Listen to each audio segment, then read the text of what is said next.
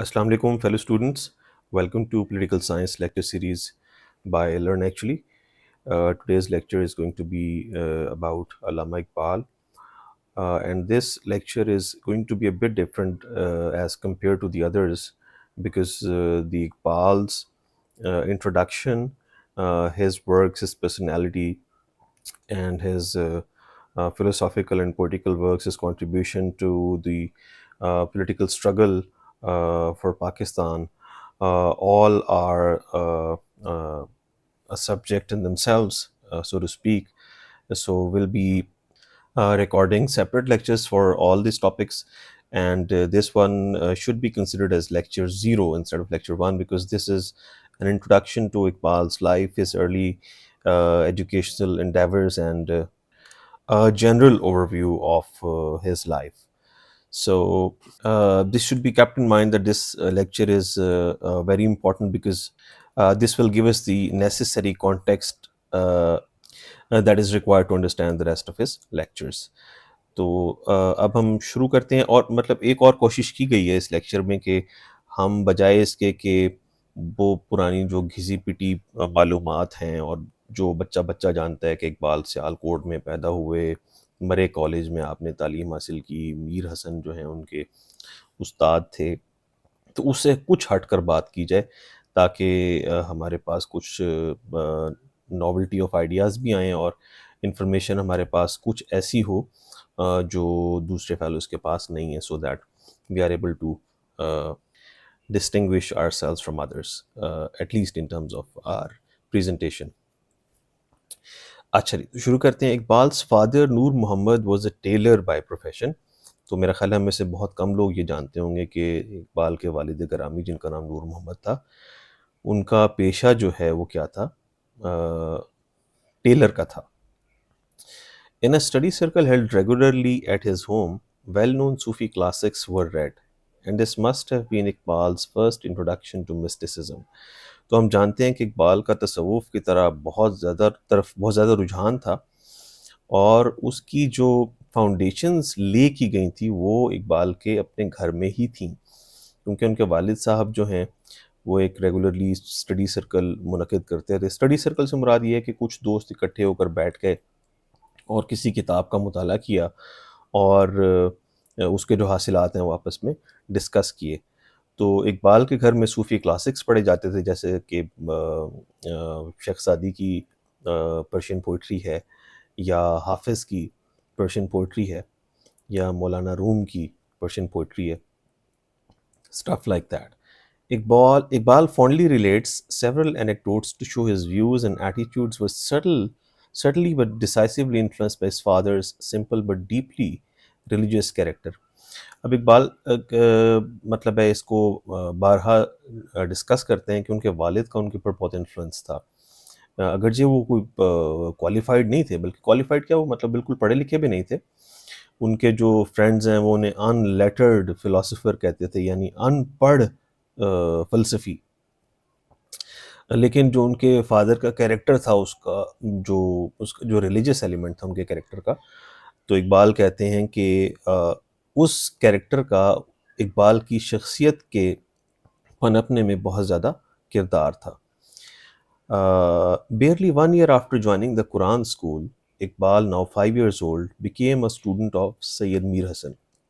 یہ تو ہم سب جانتے ہیں کہ وہ سید میر حسن کے شاگرد تھے، لیکن ہم یہ نہیں جانتے کہ وہ 5 برس کی عمر سے ہی ان کے شاگرد بن گئے تھے. اور سید میر حسن تھے کون؟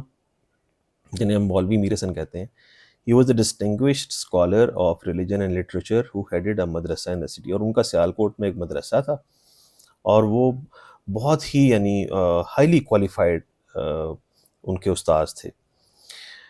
While at Scotch Mission, Iqbal, now 15 and 16 years old, تو started composing poetry, some of which was published.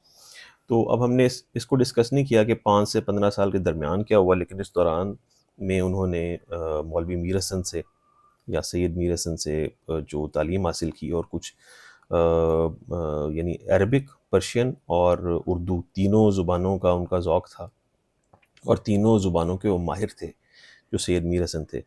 تو ظاہر ہے they were inculcated in Iqbal, اور شاعری کا ذوق و شوق گھر سے بھی انہیں ملا، پھر ان کے استاد سے بھی ملا. تو this eventually led him to compose poetry at a very ripe age of 15، اور کچھ اس میں سے پبلش بھی ہوئی تھی. Like many other budding poets in India, he became a student by correspondence of Mirza داغ. داغ دہلوی ہم جانتے ہوں گے. تو اقبال ان کے شاگرد بن گئے، اور یعنی ان کا آپس میں خطوط کے ذریعے رابطہ ہوتا تھا. یعنی اقبال اپنی شاعری انہیں بھیجتے تھے، وہ اس میں کریکشن یا کوئی روم فار امپروومنٹ اگر ہوتا تھا وہ بتاتے تھے. اور مرزا داغ جو ہیں ان کو ایٹ دا ٹائم، یعنی انڈیا کے بڑے شعراء میں ان کو شمار ہوتا تھا، تو at the time he was called Nightingale of India. Nightingale کسے کہتے ہیں؟ بلبل کو. یعنی ان کی شاعری میں ترنم کا ایلیمنٹ بہت زیادہ یعنی ڈومیننٹ تھا. Iqbal's parents had given him a deep religious and mystical orientation which he was to retain for the rest of his life. Iqbal's love for Islamic scripture, the Quran, is well known. ہم سب جانتے ہیں کہ علامہ اقبال کا جو قرآن کریم سے تعلق ہے بطور مسلم اینڈ بطور مسٹک، وہ that was very profound and deep. The Quran which he recited regularly was a constant source of inspiration to him. Indeed, Iqbal claims that his poetry is no more than an elucidation of the Quranic message. Iqbal یہ بھی کہتے ہوئے پائے گئے ہیں کہ جو ان کی شاعری ہے وہ قرآن کریم کے پیغام کا ہی ایک ذریعہ اظہار ہے، اور اس کے علاوہ کچھ نہیں. It has been suggested that Iqbal's choice of the subject of his doctoral thesis, Persian metaphysical thought. اچھا، تو ان کا جو تھیسس کا ایگزیکٹ نام تھا وہ تو تھا کہ the development of metaphysics in Persia. Metaphysics یعنی ما بعد الطبیعیات، ایسی چیزیں جو یعنی حصی نہیں ہیں بلکہ نظریاتی یا تصوراتی ہیں، وہ پرشیا میں کیسے ڈیولپ ہوئی. تو ایک رائے یہ ہے کہ this was indirectly influenced by his father. In apparent reference to his father's spiritual influence on him, Iqbal used to say that he had not formed his view of life through philosophical investigation but had inherited it, and that he used logic and reasoning only to support and vindicate that view. یعنی اس بات کو اگر ہم repeat کریں تو یہ ہے کہ اقبال کا جو پی ایچ ڈی تھیسس تھا وہ انسپائرڈ تھا کس سے؟ اپنے والد صاحب سے. کیوں؟ کیونکہ جو انیشلی پرشین لٹریچر ان کے ہاں پڑھا جاتا تھا، especially the poetry, that had a profound influence on Iqbal's views on life. اور اقبال کہہ رہے تھے کہ ان کا جو ایک فلوسافیکل سٹانس تھا regarding life and every thing around it, تو وہ انہوں نے کوئی ڈیولپ نہیں کیا تھا بلکہ انہیریٹ کیا تھا اپنے فادر سے.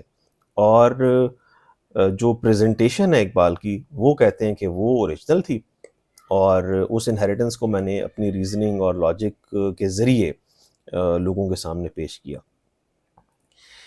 اچھا، اب یہ دیکھیں اگلی بات یہ ہے کہ وہ اپنے استاذ کی کتنی عزت کرتے تھے. یہ ہم اس واقعے سے اس کو دیکھ سکتے ہیں. It was through Mir Hasan that Iqbal came to know about Sir Sayyid. Iqbal's sympathy for Sir Sayyid's educational movement, even though Iqbal had serious reservations about the value of European education system it promoted, is well known. Iqbal Mir حسن کی وجہ سے سر سید کے educational endeavours یا efforts کو support کرتے تھے، جب کہ وہ خود اس کو پسند نہیں کرتے تھے. یعنی یورپین ایجوکیشن سسٹم جو پروموٹ کر رہی تھی سر سید کا متعارف کردہ نظام تعلیم، اس کو اقبال پسند نہیں کرتے تھے، کیونکہ ان کے خیال میں وہ نوجوانوں میں کچھ ایسے خصائص پیدا کر دیتا تھا جو کہ ایک مسلمان کے لیے مطلوب نہیں ہے. لیکن اس کے باوجود انہوں نے اپنے استاذ کی وجہ سے انیشلی سر سید کی جو ایجوکیشن موومنٹس ہیں ان کو سپورٹ کیا. In a poem written in praise of an Indian Muslim saint, Iqbal reverently talks about his intellectual and literary debt to his dear teacher. In 1922, اچھا اسے ڈیٹ پڑھتے ہیں، بی سائلنٹ ہوتا ہے. In 1922, when the British government decided to confer a knighthood on him, Iqbal made his acceptance of the honor contingent upon recognition of Mir Hasan's scholarship. Upon being asked what books Mir Hasan had written, Iqbal replied that he himself was the book Mir Hasan had authored. When Iqbal was knighted on 1 January 1923, Mir Hasan received the title of Shamsul Ulama. کیا روح پرور واقعہ ہے کہ اقبال کو جب پہلے تو یہ کہ وہ اپنی شاعری میں اپنے استاذ کے انٹلیکچوئل انفلوئنس کا ذکر کرتے ہیں. اور پھر جب برٹش گورنمنٹ نے کہا کہ ہم آپ کو سر کا خطاب دینا چاہتے ہیں تو اقبال نے کہا کہ میں اس شرط پر یہ خطاب قبول کروں گا کہ آپ میرے استاذ کو بھی ان کی خدمات کو بھی ریکگنائز کریں. تو انہوں نے کہا کہ ان کی خدمات کو بالکل ریکگنائز کریں گے، لیکن ان کی کوئی تحریرات، ان کی کوئی ریٹن ورکس یا ان کا جو انٹلیکچوئل کنٹریبیوشن ہے وہ کیا ہے، وہ تمہیں بتایا جائے. تو اقبال نے کہا کہ انہوں نے جو کتاب لکھی ہے وہ میں خود ہوں، یعنی میں ہی ان کی تصنیف ہوں. اور پھر جس دن اقبال کو سر کا خطاب ملا اسی دن میر حسن صاحب کو شمس العلماء کا خطاب دیا گیا. In 1893 Iqbal 16 at the time married Karim be be. اچھا اب یہ اقبال کی پرسنل لائف کا تھوڑا سا ایک پرائمر کہہ لیں کہ 16 برس کی عمر میں انہوں نے کریم بی بی سے شادی کی. 3 years اس سینئر، وہ ان سے 3 سال بڑی تھیں، یعنی at the time she was 19 years old. This was probably a hastily arranged match, and there are indications that Iqbal was against it even though he deferred to his elders' decisions in the matter. تو اب ظاہر ہے اقبال ایک خاندانی جیسے کہتے ہیں نا خاندانی نوجوان جو اپنے بڑوں کی بات سننے والا اور ان کو فالو کرنے والا ہوتا ہے، تو therefore he did not disagree with his parents decision, اور انہوں نے کریم بی بی سے انیشلی شادی کر لی although it couldn't survive، اور پھر Iqbal had to get separated from her. In Lahore, Iqbal's intellectual and literary talents blossomed. شروع میں تو انہوں نے انٹرمیڈیٹ تک تعلیم حاصل کی تھی، سوری میٹرک تک جو ہے وہ سیالکوٹ میں، اس کے بعد ہی موو ٹو لاہور. نہیں آئی تھنک انٹرمیڈیٹ تک ادھر حاصل کی تھی مرے کالج میں. Iqbal's intellectual and literary talent blossomed. At Government College, he was exposed to the broad and vigorous tradition of European learning. اچھا گورنمنٹ کالج میں ان کا جو تعارف ہوا تھا وہ یورپین لرننگ سے ہوا تھا، بلکہ یورپین وے آف لرننگ سے. یعنی یورپین وے آف لرننگ کا مطلب یہ نہیں کہ سر سید کا جو بتایا ہوا طریقہ کار ہے اس کو انہوں نے فالو کیا، بلکہ یورپینس کے اندر جو ایک کویسٹ فار نالج ہوتی ہے، یعنی تھوڑا سا وہ ولگر لفظ ہے لیکن ان کے اندر جو لسٹ فار نالج پائی جاتی ہے، یعنی شدید ایک ہوس کے درجے کا ان کے اندر ایک شوق پایا جاتا ہے علم کے حصول کا، تو وہ اقبال بھی ظاہر ہے اس کا ایک طرح سے شکار ہوئے، یعنی اقبال کو کے اندر بھی وہی علم حاصل کرنے کی لگن پیدا ہو گئی. Probably the most important influence on him was that of Sir Thomas Arnold. اچھا اس میں بھی ایج سائلنٹ ہوتا ہے تو اس کو ہم تھامس کے بجائے ٹامس پڑھتے ہیں. That's the correct pronunciation. Besides teaching Iqbal formally, he motivated him to undertake several research projects. یعنی اقبال کے وہ نہ صرف استاذ تھے بلکہ انہوں نے جو اقبال کی ہائر اسٹڈیز ہیں وہ کون سا کورس انہیں لینا چاہیے، یعنی کس راستے پر ان کو چلنا چاہیے، وہ اس کو ڈیسائیڈ کرنے میں انہوں نے بڑا ڈیسائسو رول پلے کیا. Initially as a poet, Iqbal dealt with conventional themes of love, suffering experienced on separation from the beloved, desire to reunite with the beloved.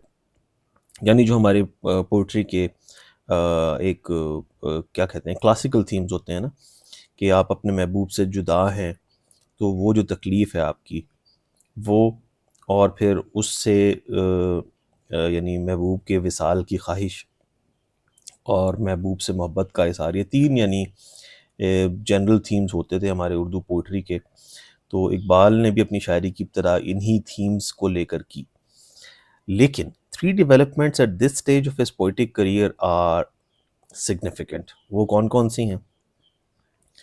Iqbal's poetry shows an increasing influence of English poetry as attested for example by his many nature poems. یعنی جیسے مثال کے طور پہ ہم سب نے at least نام تو ہمیں پتہ ہی ہوگا کہ ولیم ورڈسورتھ کی جو پوئٹری ہے، یعنی بیسیکلی وہ ایک انگلش پوئٹ تھے جو کہ اپنی شاعری میں مظاہر قدرت کو بہت زیادہ اہمیت دیتے تھے. تو اقبال کی بھی جو نیچر پوئٹری ہے that seems to be influenced by the English poetry یا برٹش پوئٹری جسے کہتے ہیں. دوسری کیا چیز ہے؟ Influence by English literature and European thought but also by the political developments within India. Iqbal begins to deal with themes of patriotism. تو initially جو ہے انگلش لٹریچر اور یورپین جو تھاٹ ہے یا یورپین لٹریچر ہے، اس کے بھی انفلوئنسز اقبال پر بڑے واضح طور پر دکھائی دیتے ہیں، جس کی وجہ سے ان کے شاعری میں جو ہے وہ حب الوطنی کے تھیمز بھی در آئے تھے. یعنی فار ایگزامپل سارے جہاں سے اچھا ہندوستان ہمارا. تو یہ اقبال کی ابتدائی شاعری کے کچھ سیمپلس ہیں، جس کو لوگ پھر وہ کنٹروورشل بنا کے پیش کرتے ہیں کہ اقبال کے دیکھیں، اقبال کی تو یہ آرات تھیں، اور آپ لوگ کہتے ہیں کہ اقبال نے جو ہے وہ پاکستان بنانے میں رول پلے کیا. تو یہ اس طرح کے جو موٹے دماغ کے دانشور ہوتے ہیں وہ اس طرح کی باتیں کرتے ہیں. مطلب وہ کرونالوجی ان کے لیے کوئی اہمیت نہیں رکھتی. یعنی اقبال نے اپنی تھنکنگ میں ایوالو کیا تھا، یہ ان کے لیے کوئی حیثیت نہیں رکھتا. بس انہوں نے بس خواہ مخواہ ایک دعویٰ کرتے ہیں، دلیل پیش نہیں کرنی. تو یہ ہمارے ظاہر لبرل جو دانشور ہیں ان کی ایک خاص طور مطلب ہے، ان کا ایک طرح امتیاز ہے اور کیریکٹر ٹریٹ ہے. Anyways, Iqbal's poetry receives a new direction through his association with انجمن حمایت اسلام. یہ ایک اہم بات ہے. دیکھیں یہ بھی ایسی بات ہے جو عام طور پر نہیں پتہ ہوتی ایسپرنٹس کو بھی اور جنرل پبلک کو بھی. The Anjuman was established in 1884 with a view to promote welfare of India's Muslims. Specifically, it offered financial support to students, established libraries and orphanages یعنی یتیم خانے جہاں پہ یتیم بچے رہتے ہیں, and helped widows and poor people to stand on their own feet by giving them vocational training. It also set up a printing press to produce Islamic literature. The Anjuman's annual fundraising events were attended by both distinguished national figures and the general public. تو اب آپ دیکھیں کہ انجمن حمایت اسلام جو 1884 میں یعنی bars وجود میں آئی، وہ کیا کیا کام کرتی تھی؟ اسٹوڈنٹس کو فائنینشیل سپورٹ دینا، لائبریریز کا قیام، یتیم خانوں کا قیام، بیواؤں اور غریب لوگوں کو ووکیشنل ٹریننگ دینا. ووکیشنل ٹریننگ سے مراد ہوتا ہے کہ کوئی پیشہ ورانہ یعنی ہنر سکھا دیا جائے، یعنی ایسا ہنر جس کے نتیجے میں آپ کوئی کہیں ملازمت کر سکیں. اٹ آلسو پھر اس نے پرنٹنگ پریس بھی انجمن حمایت اسلام نے بنایا، اور وہاں سے وہ اسلامک لٹریچر جو ہے وہ پروڈیوس کرتے تھے. تو یعنی ایک بہت بڑا ایک ادارہ تھا. تو at the annual meeting of 1900 Iqbal read his poem the orphan's lament, ایک یتیم کی فریاد، which so move the audience that he was asked to reread it. تو یہ ایک واقعہ ہے کہ ایک مرتبہ اقبال نے آرفنز لیمنٹ جو پوئم پڑھی تھی، یعنی وہ لوگوں کو اتنی زیادہ پسند آئی کہ انہوں نے اقبال سے مقرر اس کے پڑھنے کی فرمائش کی. ایسے بہت سارے واقعات ہیں. یعنی وہ طرابلس کی جنگ تو خیر وہ اگر آپ میں سے کوئی پڑھے تو آپ کو تو رلا دے گی وہ. یعنی سمپل پوئم پڑھ کے آپ کی آنکھوں میں آنسو آ جائیں گے. That was the power of Iqbal's poetry. In Lahore, much more extensively than in Sialkot, Iqbal was exposed to the two traditions of Eastern and Western learning. Lahore میں یعنی ایسٹرن اور ویسٹرن دونوں لرننگس کے جو ٹریڈیشن ہے، اقبال دونوں کو expose ہوئے. This can be seen in the subjects he formally studied at government college. اب یہ معلومات بھی میرا خیال ہے ہمارے پاس زیادہ اسٹوڈنٹس کے پاس نہیں ہوں گی، تو میں یہ کوئی شوخیاں نہیں مار رہا کہ دیکھیں یہ میں ہی آپ کو یہ مطلب ہے خرمن سے خوشہ چینی کر کے دے رہا ہوں، ایسا نہیں ہے. لیکن یہ ضرور ہے کہ ہم اس چیز کو اپریشیٹ کریں کہ اقبال کے بارے میں ہمیں وہ باتیں معلوم ہونا شروع ہوں جو کہ جنرلی معلوم نہیں ہوتی. مطلب وہی باتیں کہ وہ کہاں پیدا ہوئے، تو ابتدائی تعلیم، اور وہ ادھر چلے گئے، پھر لندن چلے گئے، پھر واپس آ گئے خطبہ آباد اور اللہ کے حوالے. اینی ویز، تو انہوں نے گورنمنٹ کالج میں جو سبجیکٹس پڑھے تھے وہ تھے Arabic, English and philosophy. As in Sialkot, so in Lahore, Iqbal found an able mentor. The precious stone discovered by Mir Hassan in Sialkot was polished into a glittering jewel by Arnold in Lahore. Under Arnold's affectionate patronage, Iqbal the poet now also became Iqbal the academic. Iqbal's studies, writings, and interests came to have a remarkable diversity. He taught English, philosophy, history, and economics at several colleges, and his writings included treatments of equally diverse subjects. Arnold motivated Iqbal to pursue higher studies in the West. Iqbal had probably already begun the process of intellectually synthesizing the Eastern and Western traditions. تو Arnold نے ان کو motivate کیا کہ وہ further education جو higher studies ہیں ان کو پرسو کریں اور ان کے لیے وہ ولایت کا رخ کریں. When Arnold left for England in 1904, Iqbal wrote a touching poem in which he paid tribute to Arnold and expressed his resolve to follow him to England. اس نظم میں اقبال نے آرنلڈ کے پیروی کا بھی ذکر کیا کہ ان کے فٹ سٹیپس کو فالو کریں گے اور ولایت جائیں گے اور مزید اعلیٰ تعلیم حاصل کریں گے. With the financial assistance of his elder brother. اچھا، اقبال کے جو بڑے بھائی ہیں ان کا نام عطا تھا. تو بہت سے لوگ یہ کہتے ہیں کہ اقبال جو کچھ بھی بنے ہیں تو اس میں جو فیصلہ کن رول ہے وہ ان کے بڑے بھائی عطا کا.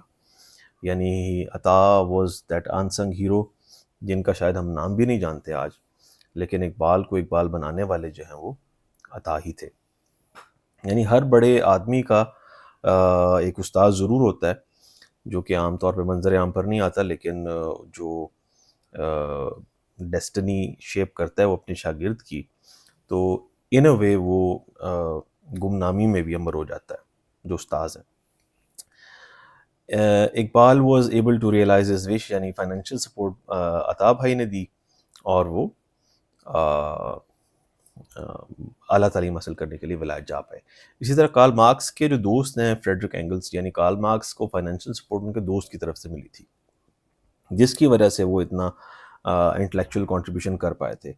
تو otherwise he may not have been able to do what he did یا contribute what he produced. In 1905 he arrived in Cambridge, entering Trinity College as a research scholar. تو اچھا، جو یونیورسٹیز ویسٹ میں ہوتی ہیں نا، یعنی ان یونیورسٹیز کے جو ڈپارٹمنٹس ہیں ان کو کالج بولا جاتا ہے. تو ٹرینٹی کالج جو ہے وہ کیمبرج یونیورسٹی کا ایک یعنی ڈپارٹمنٹ ہے جس میں اقبال نے داخلہ لیا. In the early part of the 20th century, Cambridge was a renowned center of Arabic and Persian studies. 20ویں صدی کی ابتدا میں یعنی کیمبرج جو ہے وہ عربی اور فارسی اسٹڈیز کا ایک ریناؤنڈ کیا تھا مرکز تھا. تب کیا تھا، اب بھی ہے، اب بھی ظاہر ہے وہیں پہ ہی ساری مطلب جو اعلیٰ درجے کی تحقیقات ہیں وہ تو وہیں پہ ہو رہی ہیں، ہم تو بس وہی کاپی پیسٹ بریگیڈ ہے. Its luminaries included Reynold M. Nicholson, who later translated Iqbal's Persian poetical work اسرار خودی into English. اب دیکھیں اقبال کتنے بڑے شاعر تھے، یعنی اس چیز کا اندازہ ہم اس سمجھ سے لگا سکتے ہیں کہ کیمبرج کے جو اکابرین ہیں ان میں نکلسن کا شمار ہوتا تھا. اور اقبال سے تعارف ہونے کے کچھ عرصے بعد ہی وہ اس سے اتنا متاثر ہوئے کہ یعنی وہاں کے استاد نے ایک طرح سے اپنے شاگرد کی شاعری کو انگریزی میں ٹرانسلیٹ کیا. آپ یہ اندازہ کریں کہ یہ کتنا بڑا واقعہ تھا اقبال کی لائف میں، یا کسی بھی اسٹوڈنٹ کی لائف میں کتنا بڑا واقعہ ہوگا کہ ان کا استاد اپنے شاگرد کا جو کام ہے اس کا جسٹ ترجمہ کرے. At Arnold's suggestion, furthermore, he registered as a doctoral student at Munich University.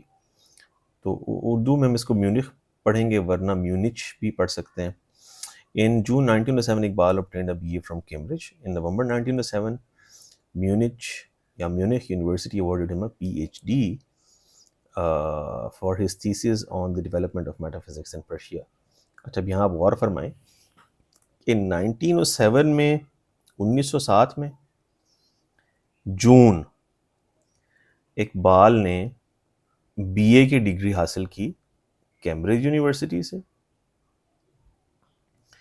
اور ان نومبر 1907 the Munich University awarded him a PhD. تو جون کے بعد what is this یعنی 4 ماہ بعد اقبال کو نومبر میں پی ایچ ڈی کی ڈگری میونک یونیورسٹی نے دی. تو یہ چمتکار کیسے ہو گیا؟ تو actually this was being parallel study. This was a parallel study.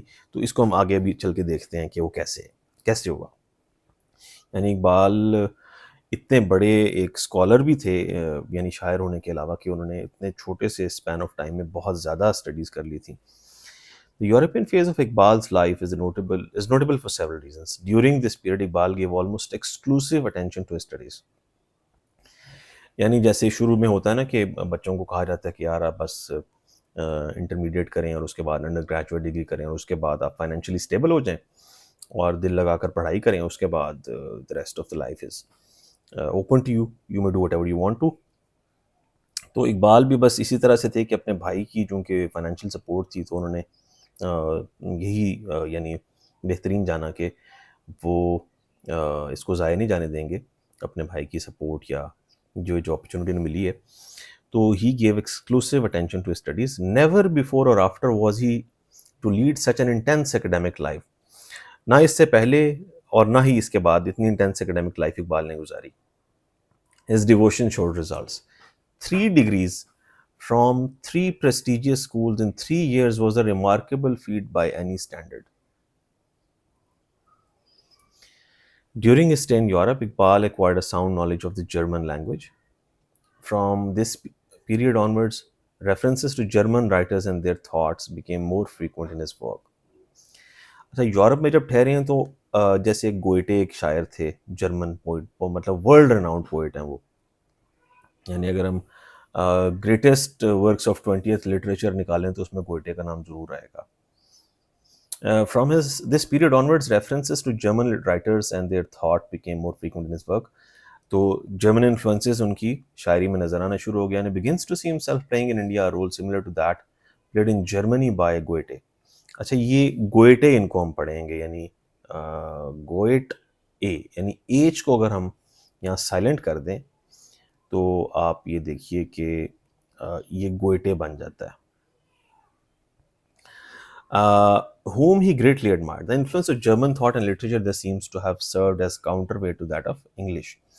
تو یعنی وہ بیلنس کرنے کے لیے پہلے یعنی انگلش انفلوئنسز بہت زیادہ تھے لیکن پھر جرمن انفلوئنسز بھی تھوڑا سا کاؤنٹر ویٹ کر گئے انگلش انفلوئنسز کو. Iqbal's preoccupation with his studies in Europe gave him few opportunities to compose poetry. یعنی وہ اپنی تعلیم میں اس قدر محو تھے تعلیمی سرگرمیوں میں کہ انہیں شاعری لکھنے کا بالکل ہی موقع نہیں ملا. The number of poems he wrote during this period is small. اس دوران میں انہوں نے جو شاعری تخلیق کی ہے وہ بالکل ہی یعنی نہ ہونے کے برابر ہے. And he often had to decline requests to contribute poems to journals or newspapers in India. Okay. While in Europe, Iqbal in fact became skeptical of the need to write poetry at all. اچھا ایک وقت ایسا بھی آیا تھا کہ جب وہ یورپ میں تھے تو ان کے خیال میں ایک یہ تصور بھی ابھرا کہ شاید شاعری لکھنے کی ضرورت ہی نہیں ہے. It seems that the opportunity for reflection and observation afforded by his stay in Europe compelled him to rethink the poet's role in society. اور یہی وجہ تھی کہ وہاں پہ ان کے جو خیالات شیپ ہوئے اس کے نتیجے میں انہوں نے یہ سمجھا کہ شاید ان کے لیے شاعری لکھنا جو ہے وہ اتنا اہم نہیں ہے. لیکن آف کورس بعد میں ان کا نہ صرف اپنا اوپینین چینج ہوا بلکہ ان کے جو اساتذہ کرام ہیں انہوں نے بھی اقبال کو اپنا اوپینین چینج کرنے میں یعنی ایک رول پلے کیا. With the Indian context in mind, he came to the conclusion that Urdu poetry with its decadent themes and stock expressions was totally inadequate to the higher task of nation building.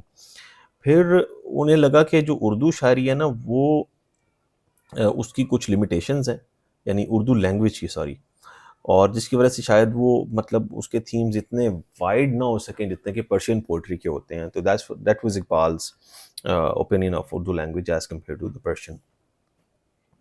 In Europe as in Lahore, Arnold played an important role in Iqbal's educational and intellectual upbringing. تو آپ دیکھیں کہ جو inspirations ہوتی ہیں نا کسی بھی شخصیت کی تو وہ انسان کو خود بھی کامیاب بنانے میں ان کا بڑا اہم رول ہوتا ہے. اب جیسے مثال کے طور پہ پاکستان کے گریٹسٹ کرکٹر عمران خان تھے یا ہیں بھی, لگتا تو یہ کہ رہیں گے بھی. ان کی انسپریشن جو تھے وہ ماجد خان تھے and he was the greatest cricketer of Pakistan at the time. اگرچہ بعد میں جو کچھ ہوا وہ آپ سب جانتے ہیں کہ it was Imran Khan who through him out of the team, Majid Khan کو. اور یہ یعنی کوئی پرسنل گرجز کی وجہ سے نہیں، بلکہ یہ کہا کہ اب آپ کی ضرورت نہیں ہے ٹیم کو. تو he was so clear in his thought. Anyways, تو اسی طرح آرنلڈ جو ہیں وہ ایک انسپریشن تھے اقبال کی، اور ان کا بہت زیادہ رول رہا ہے اقبال کی جو نہ صرف ایجوکیشنل اپبرنگنگ میں بلکہ ان کی جو تھاٹ کی ڈیولپمنٹس ہیں ان میں بھی. In Europe, as in Lahore, Arnold played an important role in Iqbal's education and intellectual upbringing, and Iqbal's stay in Europe further strengthened the bond between them. It was Arnold who had arranged Iqbal's admission to Cambridge Trinity College even before Iqbal had arrived in England. تو جو یعنی admission کے جو بھی لوازمات تھے وہ سارے آرنلڈ نے پورے کیے. آج کے دور میں کوئی استاد یہ کرے گا؟ بلکہ آج کے دور میں تو اساتذہ یہ کام کرواتے ہیں اپنے شاگردوں سے، ماشاء اللہ. So, during his visit to London, Iqbal frequently stayed with Arnold, and when Arnold took 6 months leave from the University of London, Iqbal substituted for him as professor of Arabic. تو یہ ایک چھوٹا سا اقبال نے کیا کہتے ہیں ریسیپروکیٹ کیا ان کی فیورز کو. It was the recommendation of Arnold and others that Iqbal was exempted during his doctoral studies from fulfilling Munich University's residency requirements. Iqbal's doctoral thesis upon publication was dedicated to Arnold. تو یہ ایک requirement ہوتی ہے ہر university کی کہ آپ جہاں سے پی ایچ ڈی کر رہے ہیں تو وہاں پہ آپ ریزیڈنس بھی ہوں گے. تو at the time it was a requirement, لیکن وہ اقبال کیوں نہیں اس کو اقبال نے پورا کیا اور اس کے باوجود انہیں پی ایچ ڈی کی ڈگری کیوں مل گئی؟ اس کی وجہ یہ تھی کہ آرنلڈ نے ان کی یعنی انڈوز کیا تھا کہ Iqbal doesn't need this day, اور اس کے بغیر بھی وہ اپنا ڈاکٹرل تھیسس مکمل کر سکتے ہیں. And ultimately Iqbal went there for just 3 months. وہاں پھر انہوں نے جرمن سیکھی ایما سے، ایما ویگناس جو ان کی ایک مطلب لائف لانگ فرینڈ بن گئی تھی بعد میں. And that was that. In Europe, Iqbal was able to make a close and critical study of Western civilization on which he was to comment in much of his later work. While he admired certain aspects of that civilization, he was critical of its secular character and warned Muslims of the dangers of blindly imitating the West. Iqbal نے کہا کہ مغرب میں کچھ اچھی چیزیں بھی ہیں، لیکن اگر آپ اندھا دھند اس کو فالو کریں گے، امیٹیشن کہتے ہیں کاپی کرنے کو، تو پھر وہ کام خراب ہو جائے گا. Arguably, this observation applies first and foremost to Iqbal himself. During his stay in Europe, Iqbal underwent a major change in his views and estimation of nationalism. یعنی اقبال کے جو نظریہ قومیت تھا وہ یورپ میں سٹے کے دوران اس میں بہت زیادہ تبدیلی آئی. یعنی سارے جہاں سے اچھا ہندوستان ہمارا، اب صورتحال چینج ہو گئی تھی. وائی وہ ہم دیکھیں گے آگے چل کے. Before leaving for Europe, he had championed the cause of Indian nationalism and had worked for Hindu-Muslim unity. To him, loyalty to the country could coexist without any serious tension with one's commitment to one's religion.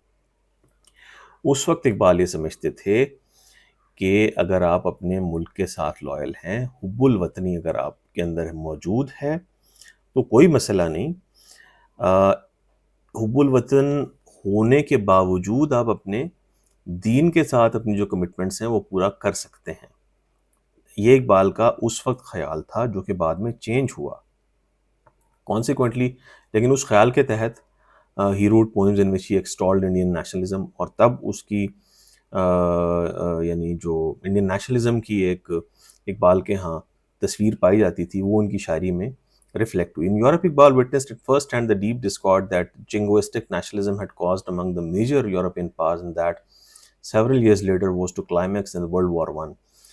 جنگوازم کہتے ہیں یعنی جارحانہ آپ کی ایک خارجہ policy ہو اور آپ مطلب ہے جنگ کے حامی ہوں، اور یعنی for your own expansion and others inhalation. تو اور جس کا نتیجہ یہ ہوا کہ پھر ورلڈ وار 1 ہوئی. جو نیشنلزم کا کانسیپٹ تھا یعنی قومیت کا تصور جو پایا جاتا تھا ویسٹ میں، اسپیشلی ان یورپ، اقبال کے خیال میں اور بہت سے دوسرے لوگوں کے خیال میں، اسپنگلر ہو گئے یا جتنے بھی ہمارے ورلڈ ریناؤنڈ ہسٹورینز ہیں، ان کے مطابق it was nationalism that had to result in that did result in World War I. Reflection on the European political situation led Iqbal to draw a distinction between the territorial and ethnic nationalism of Europe and the ideological universalism of Islam. اب یہ جو بات ہے نا، یہ آپ سمجھ لیں کہ سارے لیکچر کا جو ہے نا میٹ آف دا ٹاک ہے. یعنی ڈسٹنکشن کس میں اقبال نے کی؟ The territorial and ethnic nationalism of Europe and the ideological universalism of اسلام.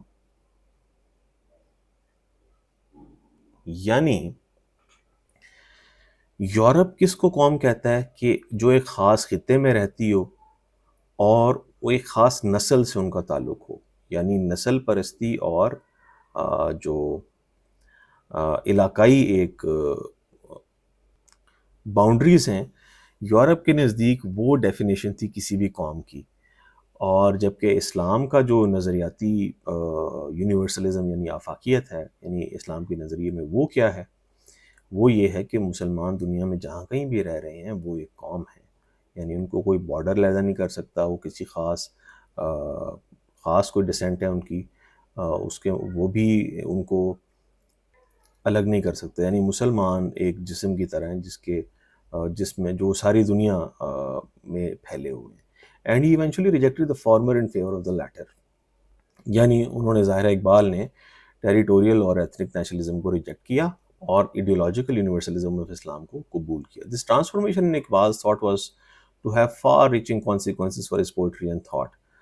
اور آف کورس ظاہرہ یہ جو اقبال کے خیالات میں تبدیلی آئی ہے، یہ ان کی شاعری میں جو بعد ازاں ایک طرح سے میٹامورفوسس ہوا ہے، اس کا باعث بنی تھی. A sense of mission. On his return to India in July 1920, Iqbal set up a legal practice in Lahore. Iqbal نے جو تیسری ڈگری حاصل کی تھی وہ شاید میرے خیال میں ہم نے ڈسکس نہیں کیا، وہ قانون میں تھی، یعنی لاء میں. تو اقبال تشریف لائے لاہور اور یہاں پہ اپنے لیگل پریکٹس شروع کی. Where for while he also taught philosophy at his alma mater Government College. Alma mater اسے کہتے ہیں جہاں پہ آپ نے اپنے انڈر گریجویٹ ڈگری حاصل کی ہو. تو جی سی میں آپ نے پڑھایا بھی. The struggle to establish himself financially made strenuous demands on his time. تو آپ یہ دیکھیں کہ اقبال جیسا بڑا آدمی بھی جو ہے، ان کو بھی جو فائنینشیل کنسٹرینٹس تھیں ان سے اقبال بھی آزاد نہیں ہو سکے. تو آپ دیکھیں کہ کئی اسٹوڈنٹس بھی ایسے ہیں نا جو بہت برائٹ اسٹوڈنٹس ہوتے ہیں لیکن ان کے پاس ریسورسز نہیں ہوتے، اور وہ اس وجہ سے سول سروسز کا ایگزام یا ایون پروونشل مینجمنٹ سسٹم کا ایگزام نہیں دے پاتے. اور بہت سے ایسے بچے ہوتے ہیں جو اتنے یعنی قابل نہیں ہوتے لیکن ان کے پاس ریسورسز اتنے زیادہ ہوتے ہیں کہ وہ ان ریسورسز کو یوٹیلائز کر کے جو ہے وہ گو تھرو ہو جاتے ہیں. تو مطلب یہ کہنے کا مطلب یہ ہے کہ سول سروس کوئی یارڈ سٹک نہیں ہے کسی قابلیت کو جانچنے کی. یعنی جو کوالیفائی کر جاتا ہے اس کے بھی بہت سے آسپیکٹس ایسے ہوتے ہیں جو کوالیفائی نہ کرنے والے کے پاس مطلب نہیں ہوتے. یعنی فائنینشیل سپورٹ ہے یا فیملیل سپورٹ ہے یا باقی آسانیاں ہیں، ریسورسز کی دستیابی ہے. آپ کسی ریموٹ ایریا میں نہیں رہ رہے، آپ اسلام آباد میں رہ رہے ہیں، یعنی مثال کے طور پہ آپ کسی گاؤں میں رہ رہے ہیں اور آپ کے پاس فائنینشیل یعنی کیا کہتے ہیں فریڈم ہے، تو مطلب you will be at a disadvantage as compare to a person living in Lahore اور اسلام آباد یا کراچی. تو a lot of things matter. تو اور آج کل کے دور میں تو ظاہر ہے کہ جو فیصلہ کن کردار ہے وہ آپ کی فائنینشیل اسٹیبلٹی کا ہے کہ if you are financially stable تو پھر آپ کے پاس برائٹ چانسز ہیں کہ آپ کوالیفائی کریں گے. تو اب آپ دیکھیں کہ جو کوہارٹ ہے یعنی سی ایس ایس کے اسٹوڈنٹس کی جو کوالیفائی کرتے ہیں وہ بہت اچھے اسٹوڈنٹس ہوتے ہیں، لیکن وہ بڑے اداروں سے پڑھے ہوتے ہیں. یعنی آپ نے یہ بی اے کی ریکوائرمنٹ انہوں نے رکھی تو ہوئی ہے، لیکن کوئی بی اے پاس کر کے پرائیویٹ بی اے دے کے سی ایس ایس کا امتحان نہیں پاس کر سکتا. اور پھر دیکھیں گے فورن کوالیفائڈ یا لمس کے کوالیفائڈ یا اچھے اداروں کے کوالیفائڈ جو بچے ہیں وہی یوزلی کوالیفائی کر رہے ہوتے ہیں سی ایس ایس کو. اینی ویز ہم ٹاپک سے ہٹ گئے ہیں. His married life too was far from happy. یعنی فائنینشیل ایشوز بھی تھے، میرڈ لائف کے بھی پرابلمس تھے. His first marriage had been unsuccessful, جیسے کہ ہم نے ذکر کیا کریم بی بی کے ساتھ. ان 1910 ہی میرڈ سردار بیگم، ان 1913 مختار بیگم. پھر دوسری ان کی تیسری شادی ہوئی. The troubles in his personal life left him little time to pursue his literary interests and consequently he wrote very little poetry in first 2 or 3 years after his return from Europe. تو financial اور پھر domestic problems یہ سارے مل ملا کے اقبال کے لیے ایسی سچویشن انہوں نے پیدا کر دی تھی کہ کچھ بھی پوئٹری نہیں لکھ پائے تھے. اچھا اب آپ اندازہ کریں کہ اگر یہ اسٹرگلز کنٹینیو کرتی تو اقبال کیا کر پاتے؟ کچھ بھی نہ کر پاتے. اس کا مطلب یہ ہے کہ پیس آف مائنڈ جو ہے that is required of not only an aspirant but anyone who wants to do something big in his life. So in 1911 the British government, according to Hindu political demands but causing grave disappointment to Muslims, rescinded the 1905 partition of the Bengal province. تو 1905 میں بنگال کی partition ہوئی، یہ ہم سب کو پتہ ہے. پھر 1911 میں بنگال کی جو پارٹیشن ہے وہ واپس لے لی گئی. The international scene too was depressing to Muslims. In 1911-12, Italy occupied Libya, France annexed Morocco in Marrakesh, and several Balkan states attacked Turkey. اور بیلکن اسٹیٹس نے ٹرکی پہ اٹیک کر دیا, divesting it of its East European possessions. اچھا یہ ذرا map دیکھ کے ہمیں تھوڑا مزید کلیئر ہو جائے گا کہ یہ جو ٹرکی، یہ جو یلوئش پارٹ ہے بیسیکلی، ٹرکی ایک ایسا ملک ہے، دنیا میں کچھ ملک ایسے ہیں جو نا ایک سے زیادہ کانٹیننٹس میں پائے جاتے ہیں. جیسے ٹرکی ہے وہ ایشیا میں بھی پایا جاتا ہے اور یورپ میں بھی. اب یہ جو یلوئش ریجن ہے یہ بیسیکلی ٹرکی کا ویسٹرن پارٹ ہے، لیکن یہ یورپ کے اندر پایا جاتا ہے. اور یہ یورپ کا کون سا حصہ ہوا؟ یعنی یورپ کے کہاں پہ ہے؟ ایسٹ میں ہے.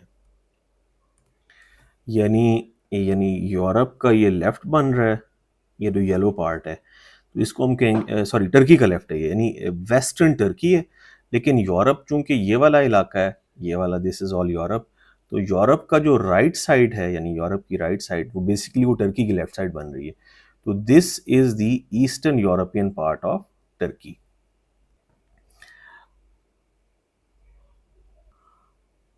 اچھا تو اب ہم واپس آ جاتے ہیں. یعنی several Balkan states attacked Turkey, divesting it of its Eastern European possessions. The events at home and abroad seas created a sense of despair and helplessness in many sensitive Muslims, including Iqbal. یعنی عالمی سطح پر مسلمانوں کا جو حال تھا وہ انہوں نے اقبال کے اندر ایک بے یار و مددگار انسان کی کیفیت پیدا کی. whose life from now on is marked by a growing earnestness of purpose. یعنی ایک طرح سے ورلڈ وار 1 کے قریب جو ہے اقبال کی زندگی نے ایک خاص ڈائریکشن لے لی تھی اور ایک مقصدیت حاصل کر لی تھی. In both prose and poetry, Iqbal now begins to address the plight of Muslims, not only in India but in the Islamic world at large, and in the process his philosophical and political ideas start to take more definite shape. اور eventually ان کے جو ideas ہیں ان کو ایک definite shape ملنا شروع ہو جاتی. یعنی اقبال کی تھاٹس ایک طرح سے میچور ہو جاتی ہیں اور وہ پھر ان کو اپنے اظہاریے میں لے کر آتے ہیں. According to Iqbal himself, it was during his stay in England that he became preoccupied with the question of the decline of historic Muslim community. یعنی وہ پھر بتایا بھی ہے اقبال نے کہ انگلینڈ میں جب وہ تھے تو یہ سوال ان کو مسلسل ستا رہا تھا کہ مسلمان کیسے اس طرح سے کیسے مسلمانوں پہ اتنا زوال آیا. This preoccupation is conspicuous in his subsequent literary output, جیسا کہ ہم دیکھیں گے. Iqbal's Urdu poems had been appearing in periodicals, but his first book of poetry to be published in 1955 was the Persian اسرار خودی. یعنی آپ دیکھیں کہ اقبال اس وقت 38 سال کے تھے، یعنی آلموسٹ 40 کے ہونے والے تھے جب ان کی پہلی شاعری کی کتاب شائع ہوئی.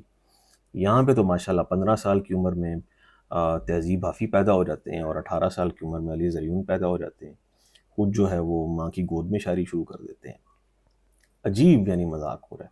خیر, which sought to offer a systematic treatment of core concepts of Iqbal's developed thought.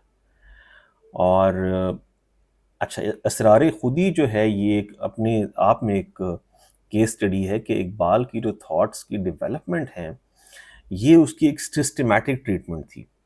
نکلسنز English translation of the work, آپ دیکھیں 1915 میں اس عظیم انسان نے اپنی کتاب شائع کی، 5 سال بعد اس کا ترجمہ کر دیا نکلسن نے. یعنی کیمبرج میں اقبال کے استاد نے، کیمبرج یونیورسٹی کے انگریزی پروفیسر نے اقبال کا ترجمہ کیا. اور ہمارے یہاں کے 2 ٹکے کے جو دانش گرد ہیں، دانشور بھی نہیں کہنا چاہیے انہیں، وہ اقبال پہ کس طرح کے جملے کستے ہیں وہ آپ کے سامنے. Nicholson's English translation of the work introduced Iqbal in the West as a major literary and philosophical writer.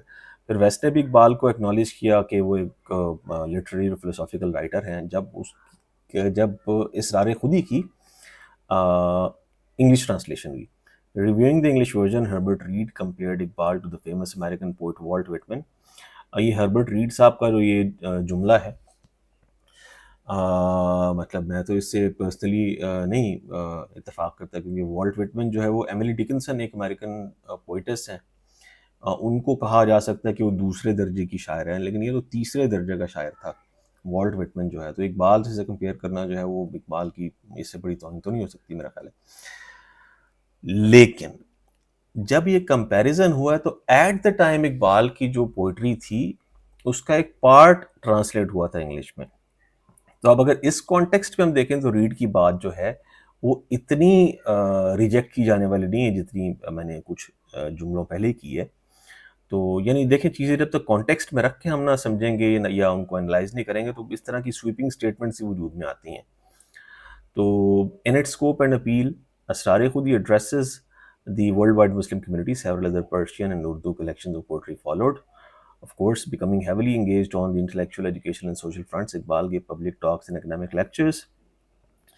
تو نہ صرف شاعری کمپوز ہو رہی تھی بلکہ پبلک ٹاکس بھی ہو رہی تھی، اکیڈمک لیکچرز بھی دیے جا رہے تھے، یونیورسٹیز میں پڑھایا بھی جا رہا تھا، اپنی تھوڑی بہت لاء کی پریکٹس بھی ہو رہی تھی، آرٹیکلز بھی لکھے جا رہے تھے نیوز پیپرز اور جرنلز کے لیے، ٹیکسٹ بکس کی پروڈکشن میں بھی ہیلپ کی جا رہی تھی جو اسکول اور کالج لیول کی تھیں، اور باقی بہت سے اہل علم کے ساتھ خطوط کا تبادلہ بھی یعنی قومی اور بین الاقوامی معاملات پر ہو رہا تھا. His major philosophical work, The Reconstruction of Religious Thought in Islam, was published in 1934. یعنی اقبال کی وفات سے صرف 4 برس قبل.